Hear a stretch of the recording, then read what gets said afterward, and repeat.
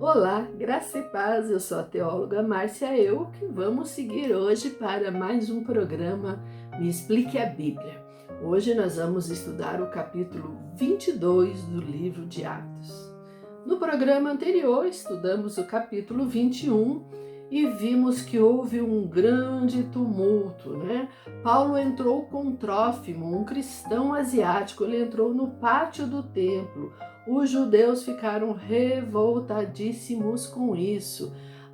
Todo o pátio do templo tinha informações escritas nos muros, informando que estrangeiros tinham limitação dentro daquele pátio, né?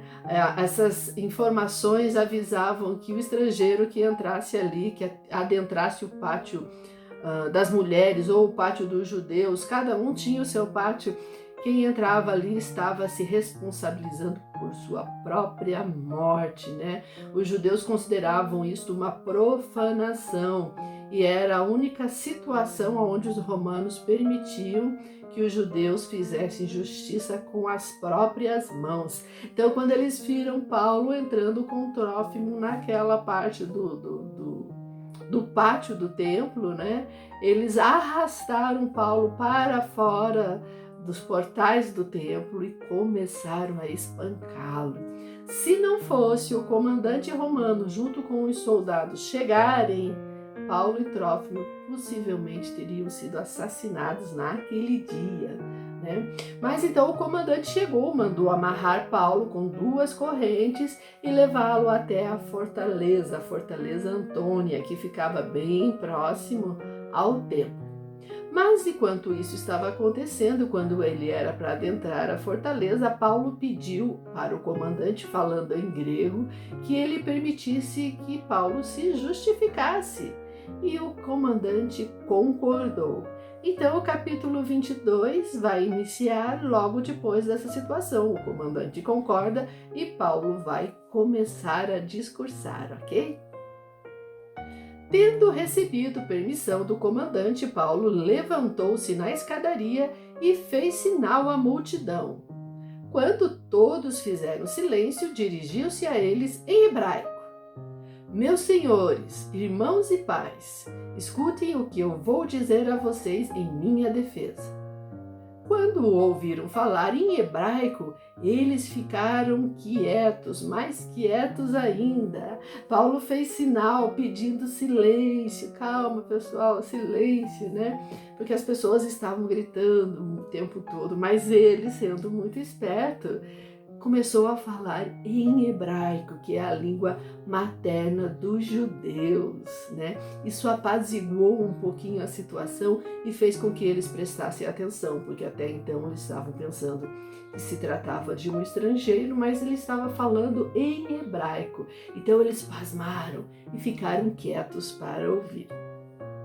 Paulo disse: eu sou judeu, nascido em Tarso, na região da Cilícia, mas fui criado aqui em Jerusalém como aluno de Gamaliel.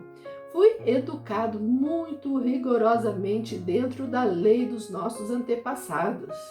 Eu era muito dedicado a Deus, como todos vocês aqui também são. Persegui os que seguiam este caminho e fiz com que alguns fossem condenados à morte.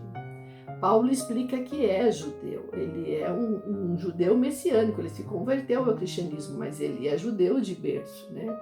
E ele diz que ele foi aluno de Gamaliel. Gamaliel era muito importante para os judeus. Ele era um célebre fariseu e doutor da lei, inclusive um dos membros do Sinédrio. Então, portanto, Paulo aprendeu tudo sobre a lei judaica, inclusive as leis que abrangiam ao templo, né, sobre as regras que eram praticadas para estar, né, dentro do espaço do templo, né, desde o pátio até a área do templo. Então Paulo diz que ele mesmo já perseguiu cristãos, né, cristãos que ele julgava que estavam afrontando a fé judaica, né? E aí então, mas ele conta que ele fez isso antes da sua conversão e ele vai começar a contar sobre a sua conversão. Prendi homens e mulheres e os joguei na cadeia. O grande sacerdote e todo o conselho superior podem provar que estou dizendo a verdade, pois eu recebi cartas deles, escritas para os irmãos judeus que moram em Damasco. E fui até lá para prender os seguidores deste caminho e trazê-los presos com correntes a Jerusalém, a fim de serem castigados. Já falamos, sobre a conversão de Saulo. Os líderes judeus tinham dado uma carta para ele autorizando que ele fosse até a cidade de Damasco, acorrentar, prender os cristãos e trazê-los para Jerusalém para serem julgados e sentenciados. E então, quando ele recebeu essa carta, ele foi todo afoito até Damasco, porque ele estava revoltado com os seguidores do caminho. O caminho é Jesus, a igreja do caminho, os cristãos. Mas algo surpreendente aconteceu um pouco antes dele entrar na cidade de Damasco. Eu estava viajando já perto de Damasco e era mais ou menos meio-dia. De repente, uma forte luz que vinha do céu brilhou em volta de mim. Eu caí no chão e ouvi uma voz que me dizia: Saulo, Saulo, por que você me persegue? Então eu perguntei: quem é o Senhor? E ele respondeu: eu sou o Jesus de Nazaré, aquele que você persegue. Os homens que viajavam comigo viram a luz, mas não ouviram a voz de quem falava comigo. Eu perguntei: Senhor, o que devo fazer? E ele respondeu: levante-se e entre na cidade de Damasco. Ali alguém vai lhe dizer tudo o que Deus quer que você faça. Paulo estava vindo todo violento e irado para Damasco quando ele teve esse encontro com o Senhor e falou com o Senhor. Mas Paulo estava no chão, aquele homem cheio de empáfia, cheio de domínio, estava falando com o Senhor e ele estava no chão. Aquela luz brilhante tinha me deixado cego, por isso os meus companheiros me pegaram pela mão e me levaram até Damasco. Havia ali um homem chamado Ananias. Ele era religioso, obedecia à nossa lei e todos os judeus que moravam em Damasco o respeitavam. Este homem veio me procurar. Chegou perto de mim e disse: irmão Saulo, veja de novo. No mesmo instante comecei a ver de novo e olhei para ele. E ele disse: Saulo, o Deus dos nossos antepassados escolheu você para conhecer a vontade dele, para ver o seu bom servo e para ouvir o servo falar com você pessoalmente. Pois você será testemunha dele para dizer a todos aquilo que você tem visto e ouvido. E agora não espere mais. Levante-se, peça a ajuda do Senhor e seja batizado, e os seus pecados serão perdoados. Agora, Saulo, tanto faz chamar ele de Saulo ou de Paulo. Saulo é o nome dele, o nome hebraico, o nome de berço, e Paulo é a forma grega de falar Saulo. Ele ficou fisicamente cego, Ele ficou fisicamente como ele estava espiritualmente, com aquela ira dele toda, ele estava cego de raiva, Mas então agora, depois desse processo todo, o Senhor manda Ananias, um servo do Senhor, ir visitar Paulo, E o Ananias entrega a Saulo uma mensagem de Yahvé, o Deus dos antepassados dos judeus, o Deus Todo-Poderoso, o Deus de Abraão, Isaac e Jacó, e os judeus estão tudo ali só ouvindo o que Paulo está contando, Então Saulo está falando para eles, o próprio Deus havia escolhido ele, E o próprio Deus falou para ele de Jesus, o seu bom servo, Esta foi a mensagem de Yahvé para Saulo. Então Deus escolheu Saulo para ser apóstolo. Mas acontece que para ser apóstolo, um apóstolo tem que ter um testemunho confiável. E o testemunho dos apóstolos é que Jesus ressuscitou. Então, Paulo viu Jesus pessoalmente, viu e ouviu, constatou a ressurreição de Jesus. Então, eu voltei para Jerusalém. Quando estava orando no templo, tive uma visão. Vi o Senhor e ele me disse: saia depressa de Jerusalém, porque as pessoas daqui não aceitarão o que você vai dizer a meu respeito. Eu respondi: Senhor, eles sabem muito bem que eu ia às sinagogas e prendia os que criam em ti e batia neles. Quando estavam matando Estevão, que falava a respeito de ti, ó Senhor, eu estava ali, concordando com aquele crime, e até tomei conta da capa dos assassinos dele. Aí o Senhor disse: vá, pois eu vou enviá-lo para bem longe. Vou enviá-lo aos não-judeus.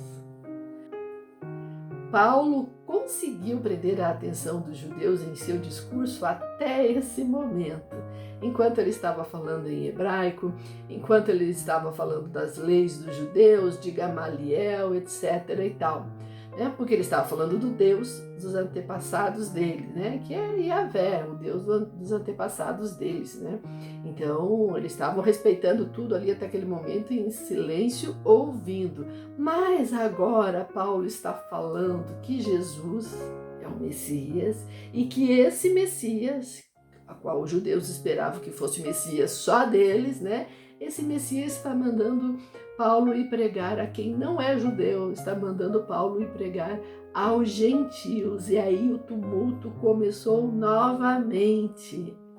A multidão ficou ouvindo Paulo até que ele disse isso, mas aí eles começaram a gritar com toda a força: matem este homem, ele não merece viver. Eles gritavam, sacudiam as capas no ar e jogavam poeira para cima. Então o comandante mandou que os seus soldados levassem Paulo para dentro da fortaleza. Mandou também que o chicoteassem para que ele contasse por que a multidão estava gritando contra ele. Porém, quando o estavam amarrando para chicoteá-lo, Paulo perguntou ao oficial romano que estava perto dele: será que vocês têm o direito de chicotear um cidadão romano, especialmente um que não foi condenado por nenhum crime? Quando o oficial ouviu isso, foi falar com o comandante e disse: o que é que o senhor vai fazer? Aquele homem é cidadão romano. Então o comandante foi falar com Paulo e perguntou: me diga uma coisa, você é mesmo cidadão romano? Paulo respondeu: sou. Aí o comandante disse: eu também sou, e isso me custou muito dinheiro. Mas Paulo respondeu: pois eu sou cidadão romano de nascimento. O povo estava ensandecido, E o comandante tinha mandado então levar Paulo para dentro da fortaleza. Assim, dessa forma, ele protegia inclusive os soldados, porque aquele povo todo em revolta, e aquilo ia virar uma grande rebelião, Então ele mandou que chicoteassem Paulo, Mas só que Paulo tinha uma condição especial, Ele tinha dupla cidadania. Ele tinha cidadania de judeu, porque nasceu em berço judeu, e ele tinha cidadania romana. Então ele tinha as duas cidadanias. Era necessário, para qualquer sentença ser proferida contra um romano, era necessário um julgamento. Um romano mandar chicotear outro romano na frente dos judeus, Então era necessário que houvesse um julgamento justo, mas acontece que não houve um julgamento justo. Paulo só falou aquilo para os judeus e nem o comandante tinha entendido ainda o que é que estava acontecendo, não tinha entendido ainda qual era o erro que Paulo tinha cometido, a transgressão que Paulo tinha cometido. O comandante então pensou que Paulo tinha comprado a cidadania romana, porque isso era possível naquela época. Mas Paulo falou: eu sou cidadão de berço. E aí então o comandante ficou assustado. Os homens que iam chicoteá-lo recuaram e o comandante ficou com medo, pois tinha mandado amarrá-lo. O comandante queria saber com certeza por que os judeus estavam acusando Paulo. Então, no dia seguinte, mandou que tirassem as correntes que prendiam e ordenou que os chefes, os sacerdotes e todo o conselho superior se reunissem. Depois mandou que trouxessem Paulo e o colocassem na frente deles. Os soldados, assustados, recuaram. O comandante ficou com medo, pois se permitisse o açoite, ele é quem seria sentenciado por agir de modo contrário à legislação romana, né? Então o capítulo termina dizendo que o comandante se reuniu com os acusadores de Paulo, né? Os representantes da liderança judaica, para escutar exatamente qual eram as suas acusações. E aí ele precisa ouvir também qual é a defesa de Paulo, né? Este é o julgamento correto. Um romano mandar açoitar outro romano, isto é contra a legislação romana, né? Mas essa reunião a gente só vai poder estudar agora no próximo capítulo, porque ela vai se desenrolar no capítulo 23. Porém, com o estudo de hoje, se você analisar versículo por versículo, você vai aprender muitas coisas. Mas aprendemos principalmente que não devemos fazer conclusões precipitadas. Até mesmo a nossa Constituição Federal, a Constituição Federal do Brasil, diz que todos são inocentes até que se prove ao contrário. Lá também funcionava assim. Todos são inocentes até que você prove do que ele está sendo acusado, não é? Então, assim, quanto à igreja daquele tempo e a igreja de hoje, como funciona o julgamento na igreja? Como podemos proceder? Da mesma forma, o acusador tem que dar o seu relatório e o acusado tem que ter o direito de se defender, ok? Eu vou dar para vocês 2 textos bíblicos. O primeiro está em 1 Timóteo 5,19, que diz: não aceite acusação contra um presbítero se não for apoiada por 2 ou 3 testemunhas.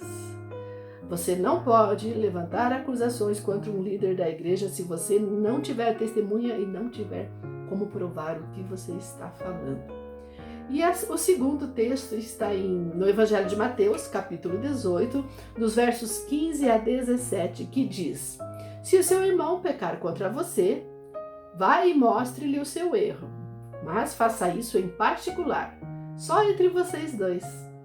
Se essa pessoa ouvir o seu conselho, então você ganhou de volta o seu irmão. Mas se não ouvir, leve com você 1 ou 2 pessoas para fazer o que mandam as Escrituras Sagradas.